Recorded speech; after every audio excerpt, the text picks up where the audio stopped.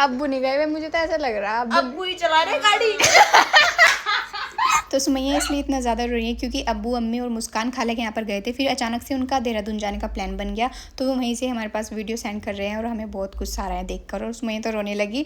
और फिर मैंने उसको बोला कि चल हम तो बहुत बार जा चुके हैं देहरादून वैसे भी, और मैं तुझे चल यहीं पे कहीं पे घुमा कर ले आऊँगी। तो अब्बू अम्मी के आने के बाद मैंने सुमैया को बोला चलो आज मैं तुमको अपने कॉलेज में घुमा कर लेकर आती हूँ। मिसबा और सुमैया इन दोनों को मैं कॉलेज लेकर चल देती हूँ। भाई कॉलेज में घुसते ही सबसे पहले मुझे मेरी एक फ़ैन मिली। झूठ बोल रहा है, मजाक कर रही हूँ, लेकिन हाँ वो मेरी वीडियो के थ्रू ही मुझको जानती है। तो आज मुझे अपना एडमिशन कराना था और प्रोस्पेक्टर लेने के लिए इतनी लंबी लाइन लगी हुई थी कि लगभग 1 घंटे में मेरा नंबर आता। फिर यहीं पे मेरे स्कूल टाइम की एक लड़की खड़ी थी क्लास की, मैंने उसको बोल दिया, उसने हम तीनों लड़कियों के प्रोस्पेक्टर लेकर दे दिए, थैंक यू सो मच। और साथ में इन्होंने हमारे कॉलेज की मैगजीन भी दी थी जिसमें मैंने इस बार भी लिखा है, इस बार तो सफ़िया और सानिया ने भी लिखा है। देखो ये सानिया की राइटिंग है और ये सफ़िया की है, एंड दिस इज माइन। फिर हम बैठकर अपने एडमिशन के फॉर्म फिल करने लगते हैं। कुछ हमें डॉक्यूमेंट्स के प्रिंट आउट निकलवाना था जिसके लिए हम बाहर आ जाते हैं। यहाँ कर हमने देखा किसी भी शॉप पर ऐसा नहीं था कि बच्चा ना हो, हर जगह भीड़, बड़ी मुश्किल से हमारा नंबर आया था। अब आ जाते हैं हम कॉलेज के अंदर क्लास में। सबसे पहले हमने यहाँ पर अपना एडमिशन फॉर्म को चेक कराया, दूसरी क्लास में जाकर उसको वेरीफाई कराया, फिर उसके बाद हमें पेमेंट करनी थी, फिर उसके बाद हमें दोबारा से चेक कराना था, फिर वो हमको स्लिप देते, उसके बाद हमें आई कार्ड मिलना था। लग नहीं रहा है ऐसा जैसे बैंक में धक्के खाते फिर रहे।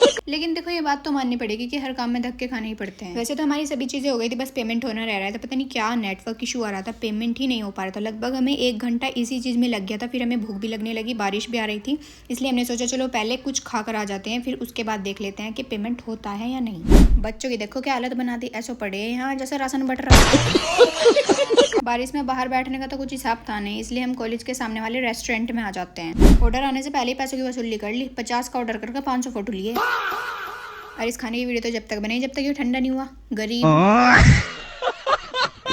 अरे एक भी बाल खोल कर फ्लैक्स मार रही थी, मैंने कहा अगर एक भी बाल खाने में गिर गया ना तो तेरा गंजी होना कंफर्म है। देख गंजी के नाम से कैसी खुश हुई, खाने की रूह तक भी खा गए, कुछ नहीं छोड़ा। तो खा पी कर अब हम चल देते हैं वापस कॉलेज में, और यहाँ बारिश की वजह से कोई भी नहीं दिख रहा, ऐसा लग रहा है जैसे चूहे की तरह सब बिल में घुस गए हो।